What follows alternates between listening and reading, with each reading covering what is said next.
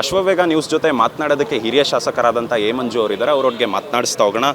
Sir, ಇವತ್ತು ರಾಜ್ಯಸಭೆಗೆ ನಿರೀಕ್ಷೆ ಇತ್ತು, ಬಹಳ ನಿರೀಕ್ಷೆ ಇತ್ತು, ದೇವೇಗೌಡರಿಗೆ ಟಿಕೆಟ್ ಸಿಗುತ್ತೆ ಅಂತ JDSನ ಸಾಕಷ್ಟು ನಾಯಕರುಗಳು ಕೂಡ ನಿರೀಕ್ಷೆ ಮಾಡಿದರು. ಆದರೆ ಇವತ್ತು ಅವರಿಗೆ ಟಿಕೆಟ್ ಕೈ ತಪ್ಪಿದೆ. ಸರ್, ಏನು ಹೇಳುತ್ತೆ ಸರ್ ಇದ್ರ ಬಗ್ಗೆ JDS? ನೋಡಿ, ನಾವು ಯಾರು ನಮ್ಮ ಪಕ್ಷರು ಟಿಕೆಟ್ ಕೊಡಿ ಅಂತ ಕೇಳಿರಲಿಲ್ಲ.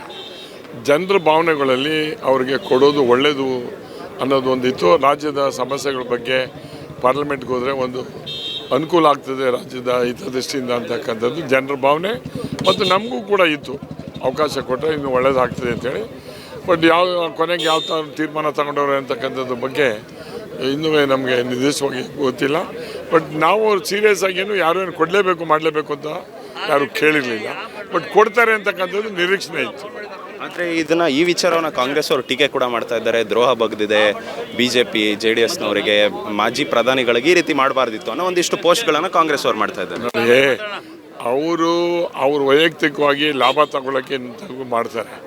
ಈಗ ಅವ್ರು ಕಾಂಗ್ರೆಸ್ನವ್ರು ಮಾಡೋದೇ ಇದಕ್ಕೆ ತಂದಾಕಕ್ಕೆ ನಮಗೂ ಅವ್ರಿಗೂ ಯಾವುದೇ ಕಾರಣದಿಂದಲೂ ಆ ಥರ ಒಂದು ವ್ಯತ್ಯಾಸಗಳೇನೂ ಆಗಿಲ್ಲ. ಬಟ್ ಸೀರಿಯಸ್ ಆಗಿ ಇವರು ಕೇಳಿಲ್ಲ ಅಂತಕ್ಕಂಥದ್ದು ನನಗೂ ಅಭಿಪ್ರಾಯ ಇದೆ. ನಾವು MLAಗಳು ಯಾವತ್ತೂ ಹೋಗಿ ನಮ್ಮ ಇವರು ಕೊಡಿ ಅಂತ ನಾವು ಕೇಳಿಲ್ಲ. ಬಹುಶಃ ಅದು ರಾಜ್ಯಕ್ಕೆ ಲಾಸು ಅಂತಕ್ಕಂಥದ್ದು ನನ್ನ ಅಭಿಪ್ರಾಯ.